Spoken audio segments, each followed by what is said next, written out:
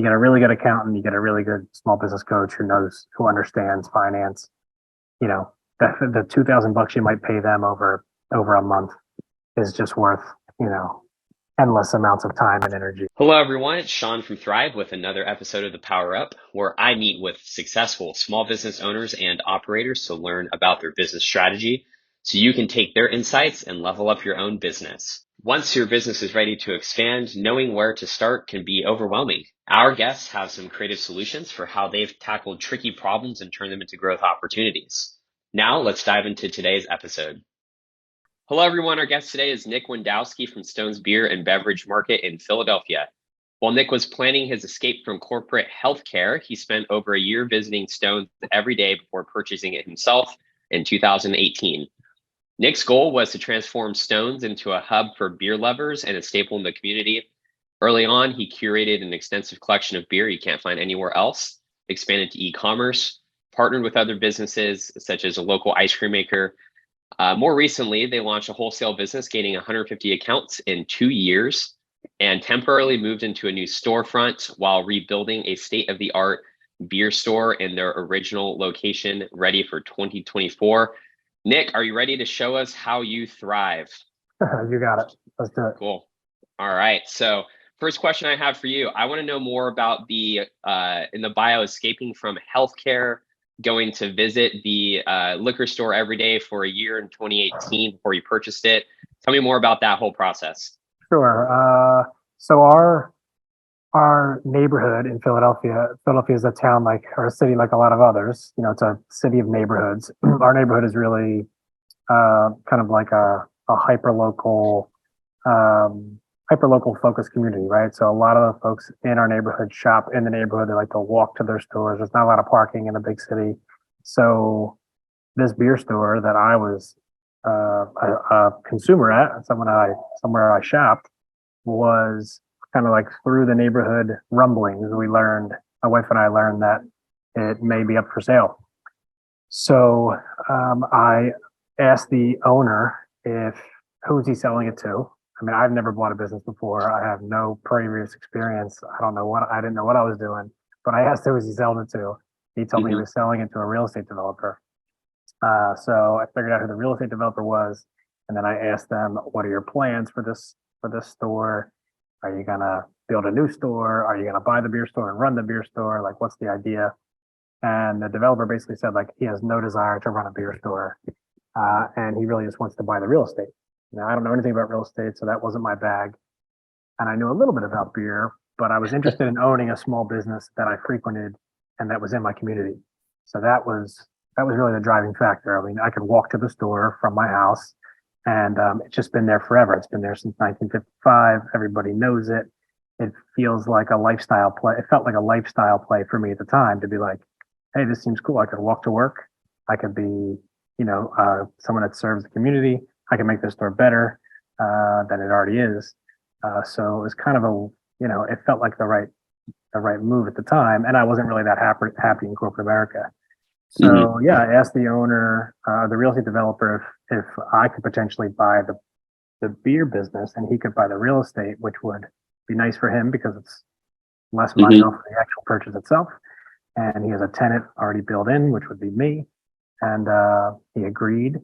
And then I had to gain the seller's trust for me to be a part of the deal. And like you said in the bio, I went almost every day after work, and sat in the office with him and his wife. And about 11, 12 months in, he finally offered me my first beer while I was sitting there with him. And then I was like, all right, maybe he's going to let me be a part of this. And then eventually he did. So that's kind of the long and the short of it. That's great. Love that story. So you pestered him for quite a long time and he eventually caved. Wonderful. Yeah. It was a pester in a way, but I think he grew to like me in the end, obviously. Yeah. He probably wouldn't have sold it to me if he didn't. But in the beginning, he was definitely skeptical. He was like, oh, this is another guy trying to come in and buy my business. Yeah. Like most business owners, you got to protect what you got. And he didn't know me from anybody. So over the time, showing up obviously is like, in life, 90% of the gig, right? You just got to show up and do your best. And it worked out. That's great.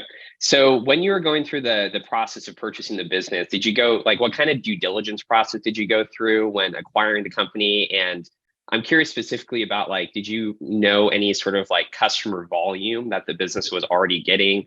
And did you see a drop in customer volume after the acquisition? And like, or did you boost the customer volume? Like what happened through that process for like customers and everything? Well, just with my eyes, I could see, and I was already a consumer there, so I already knew people in the neighborhood shop there. And then when I Hmm. was sitting in the office, as people were getting checked out throughout, over a year, I could see that there was people coming in the store. But to be honest with you, I never owned a business. I didn't really know, do these 100 people a night make the business? Do I need Hmm. five times more than that? I mean, the previous owner kept the overhead really low. It was him and his wife and two employees. So who knows exactly how it worked for them. I mean, they were willing to put in all the hours essentially. And I'm willing to put in a lot of the hours, but I got two kids at home, and I don't really want to work 7 days a week, at least not in the store. As most small business owners know, we're all kind of working 7 days a week in some way. But Yeah. once he gave me his profit and loss statement, then I could see like what's the actual take home, what's the Hmm. overhead, cost of goods sold, all those things I had to educate myself about. I didn't go to business school, so a lot of this was like a Google. I was searching pretty much every term in the book, and Yeah. then I got enough good people around me to kind of give me some advice. Accountants and lawyers and whatnot to kind of guide me a bit and say, yeah, this business seems sound. Um, and then I knew enough about just operations and kind of like what my experience was as a consumer, where I thought, okay, if I change, these 10 things about the store, I can't imagine it will only get better. It can't get any worse. So, you know, I had a quick little list of things that we wanted to change, and we changed those. And after the acquisition, revenue was up. Um, you Oh, know, wow. Okay. yeah, the store, it wasn't the cleanest, most efficient, most joyful, operation. It was really just very convenient, and it was a legacy business in the neighborhood. Sure. So those two things were great, the convenience and the legacy side. And then I just kind of added in basic retail, joys of having prices on the shelves and having a clean store and all Yeah. the stuff we're used to in a normal retail setting. That really didn't exist in the store that I purchased. So it was low hanging fruit for me, and the neighborhood responded really well.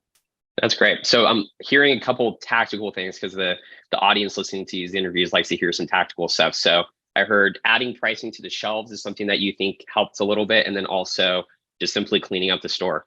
Yeah, I mean, I don't want this to sound like, I mean, people that are listening to this would be like, oh, obviously. Okay. The very quick history is beer distributors in Philadelphia Mm. and in Pennsylvania, excuse me, had essentially had a monopoly on beer sales up until 2016. There was no reason for any beer store in this state to really um, compete.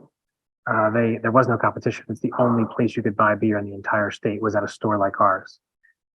So that's kind of why this store fell into a bit of a disrepair because there really wasn't any competition in the neighborhood.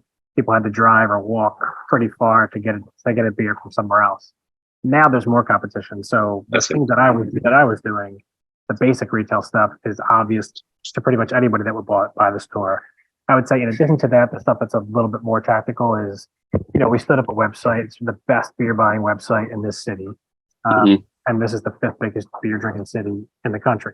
So I'm really proud of the fact that literally every single product we have on the shelf is online. It's a real time inventory. If somebody buys a six pack in the store, it comes off the website within 2 minutes. Yeah. Actually, because of your company, so Thrive actually makes that connection work between Thrive and the point of sale company.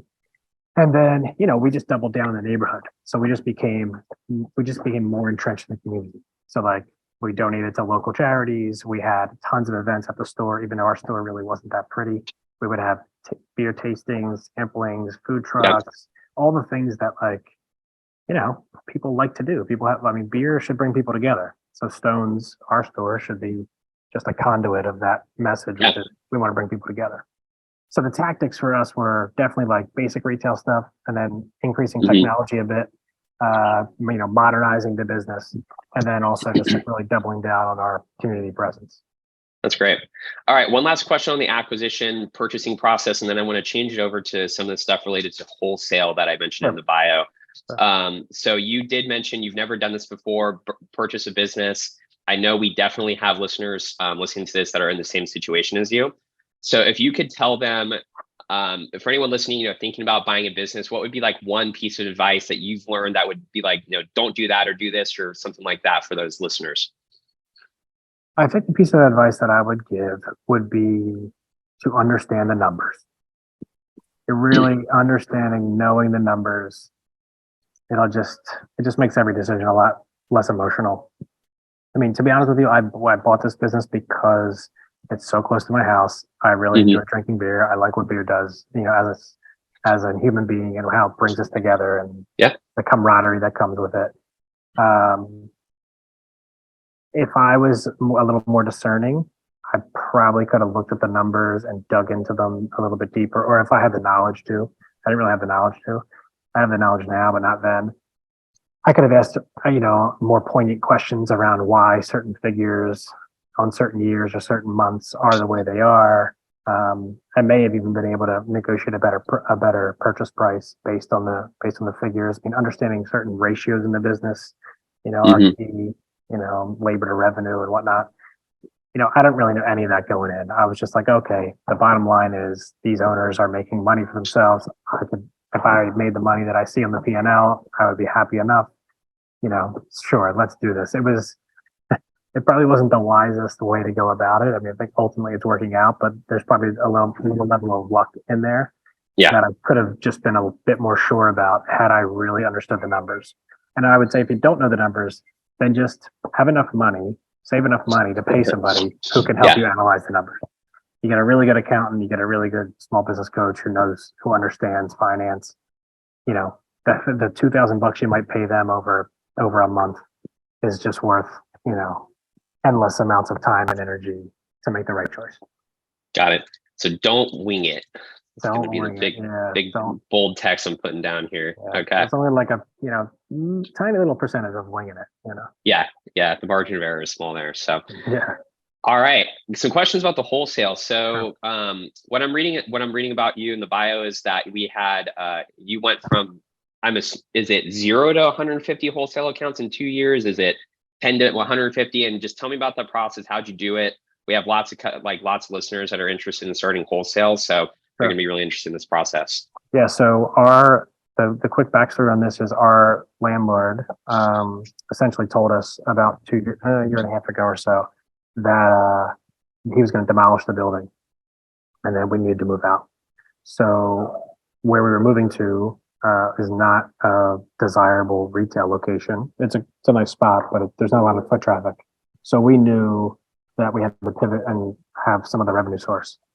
And wholesale was like the obvious next step for us. So in our business, you can sell beer just right out the door to folks just walking in off the street.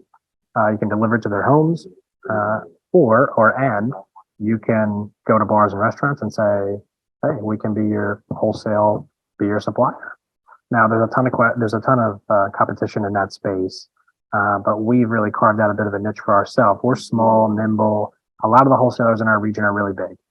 They have numerous amounts of brands and beer and breweries that they sell, and they have a limited sales force, and those folks don't really provide the kind of service that a lot of the people that we like to deal with, the other small business owners that we like to serve, they don't provide the best service to those folks.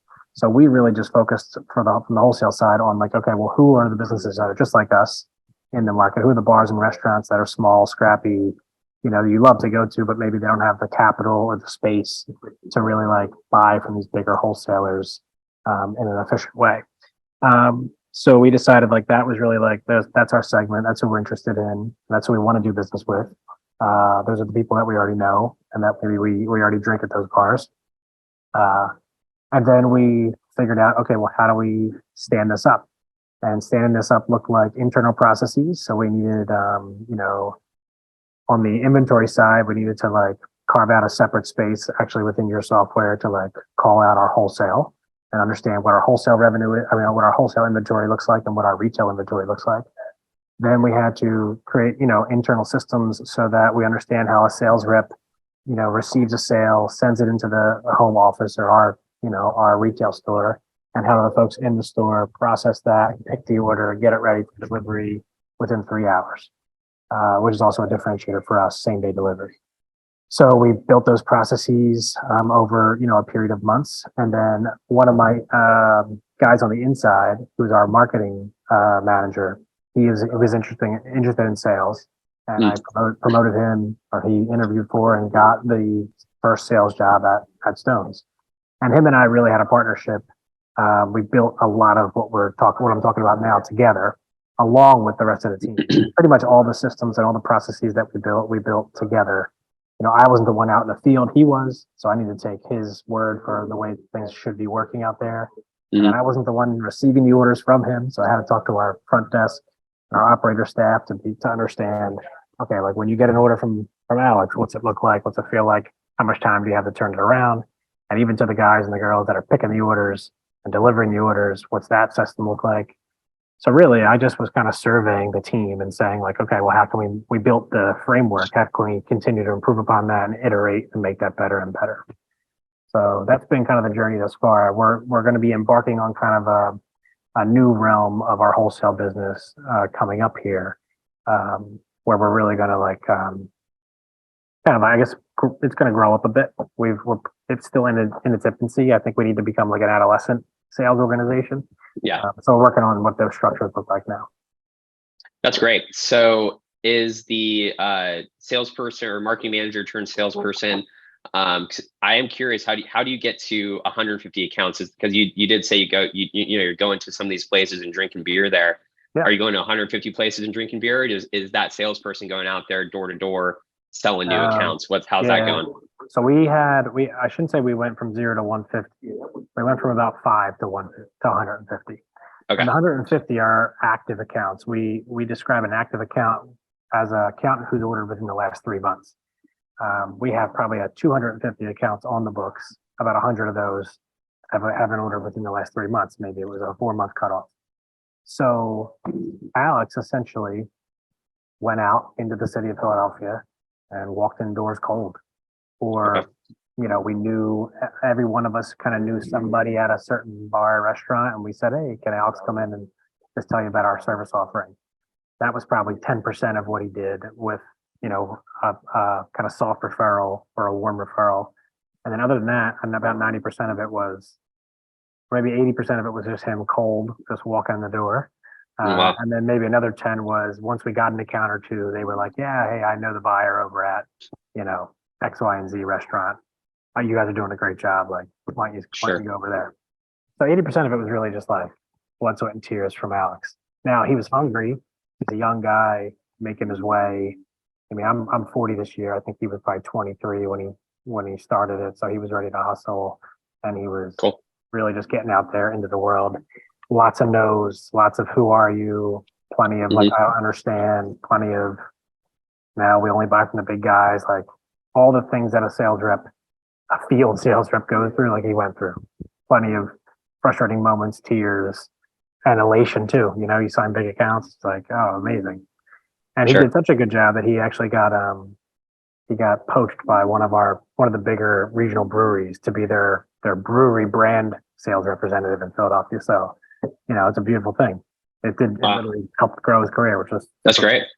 Yeah, love that. Real quick, people are going to want to know just like roughly how many SKUs do you carry in your business, and how do you think about that? I think there's 10,000 SKUs in the system. And when I say a SKU, if you imagine like from the beer world, we buy a case of beer. So that's one SKU. And then the 6-pack inside the case is a SKU. The single inside the 6-pack is a SKU. It's another one. Okay. Imagine it's 3 per product. We essentially have 1,000 products in the store at all times. The 10,000, I think, is probably like the right number. Like our business is really, I mean, people want a good experience, but ultimately they want selection. They want to walk into the store and be like, all right, I know the thing that I always want, I can find here. And then what are the cool new things that I also might be interested in? So, 10,000 SKUs for us is probably about right. In our new store, it's going to be a little bit smaller than our current store, so we'll see if we can pack it in to fit that same amount. But yeah, that's probably about right about where we sit. All That's right. also probably up about 70% from when I bought the store. Oh, really? Oh, wow. Okay. Yeah. That's great. Yeah. Very cool. All right, let's get wrapping up here. Sure. So I got 4 quick response questions for you if you're ready for those. Yeah, sure. Go Um, ahead. all right. First one is, what is your fastest growing sales or marketing channel? So it could be tactical, like, TikTok sales or something like, the door-to-door stuff. What would you say is the fastest growing for you? Fastest growing for us is door-to-door delivery, like home delivery. Oh, really? Okay. Home delivery. Okay. Yep. Very cool. And how are you managing that? Is it like DoorDash or like what do you do for that? No, the state of Pennsylvania doesn't allow third-party delivery of alcohol, so we have Okay. our own delivery team. So Okay. we have delivery drivers who execute all the orders, and then we use our own website and one third-party site to receive orders.